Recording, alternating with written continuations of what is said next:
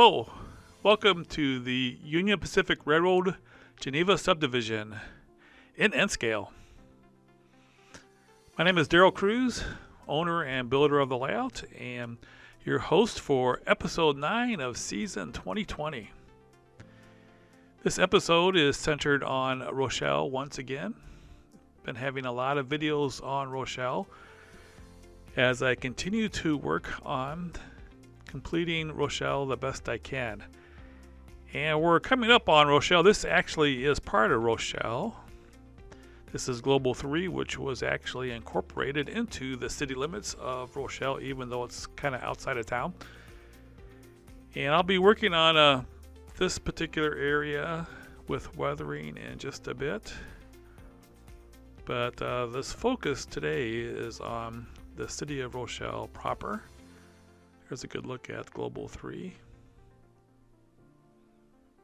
And I thought we would kind of take the train into town as we work on doing some weathering there. So we're passing through Global 3 and coming into the city proper of Rochelle.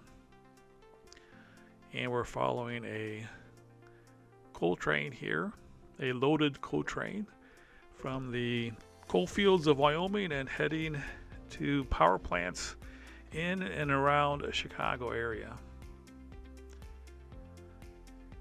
Now this area here, I've already done a little bit of weathering, although I need to do some more.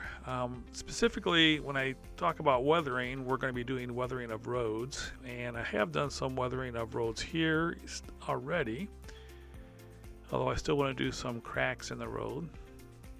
But this episode is about doing weathering on roads on the area around the railroad park. Here's the crossing, and you can see the neighborhoods. Looks like we have two trains here crossing the BNSF UP crossing. And as you look at the roads, right there, those have been weathered already a little bit. But then as you get into the area that has the sidewalks here, I did do some sanding of it with sandpaper, but the sidewalks especially, and the curbs and gutters, which are painted a very light concrete color, they need quite a bit of weathering. So that's what this episode is all about, doing some weathering. Have everything in place, almost everything. There's a couple things to add yet. Mainly some display locomotives, a little bit about that in a bit. But today I want to try to do some weathering. What I'm going to be using for weathering is pan pastels. These are artist pastels, ultra soft in different languages. But the color I'm using is raw umber. And I found this to be the best general weathering. I also have some rust, but I'm not going to be using that today. And these are just some very soft bristle brushes. I have two sizes here. This is the larger of the two. And then you have the smaller of the two. I'm going to be using mostly the larger one. Seems to work the best. As you can see, as you look at this, the sidewalks just really kind of jump out at you. They're just so white and so bright. They definitely need to be toned down quite a bit. So I'm going to be using just a piece of plastic here.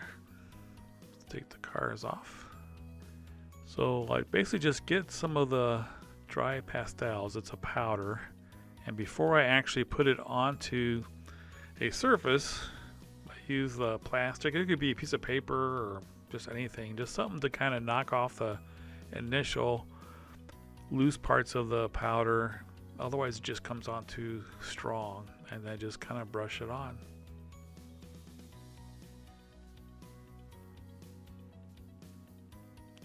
Definitely makes a difference on the curbs.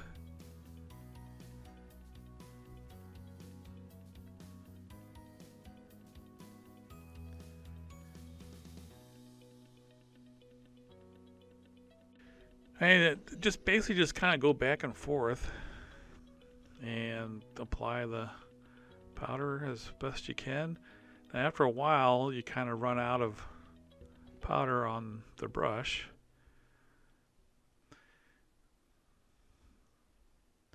The general idea here is to get it distributed as evenly and smoothly as possible. Looks like I left the trains running.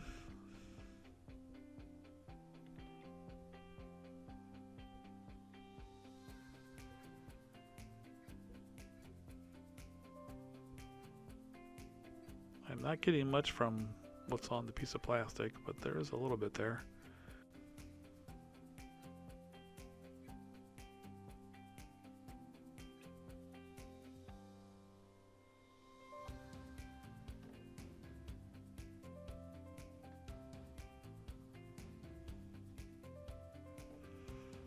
I do the other curb, opposite side curb. I won't be sealing this or anything. I'm not sure if there's anybody's come up with a way of sealing. I have found also that just rubbing it with my hand kind of does a good job of evening out the powder.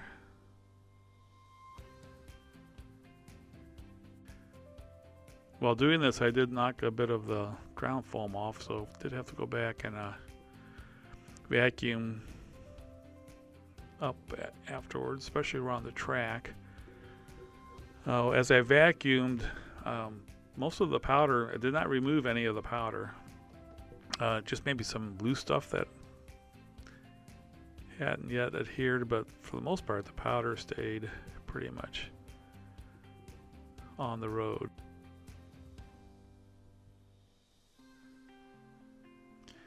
As I started working longer, I was a lot less careful and just kind of went a little bit faster.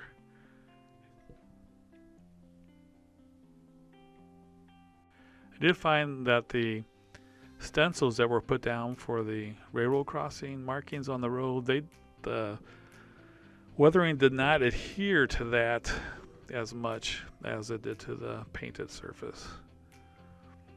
So it doesn't look bad. It just, I may want to go back and use a different technique if I need to add some weathering onto the road markings.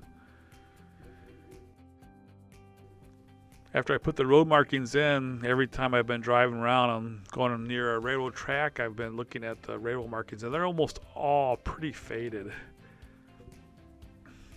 So I'll have to give some thought to that.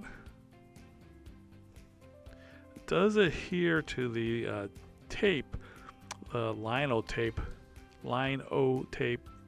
that I put on the for the line markings. But the stencils did not adhere too much. So here you have no weathering and weathering. So you can kind of see how it adds a little bit to make it a little more realistic. So there's no weathering, and there it's weathered. So I have a little bit more to do yet.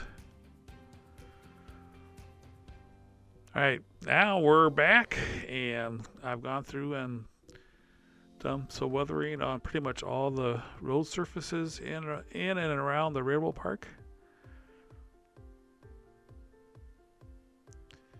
Also did the parking lot. You may notice that I drew some cracks into the road in the parking lot. Also, I did on the road too. They're very light. You can't really see them very closely, although you can in person a little bit better.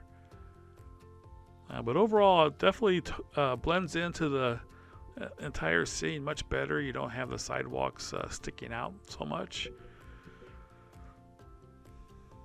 They more blend into the overall scene. And I think it looks pretty good.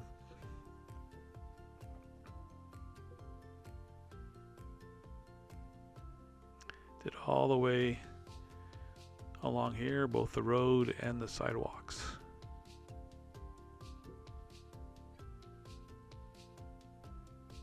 You may notice too, by the way, I put photos at the end of every street that goes into the backdrop. You see those streets there, and then you can see the photo there at the end of the street. This is the area I'm going to be working on next. If you look at the prototype photos here, you can see that it's mostly concrete, except there's a grassy area around the water tank.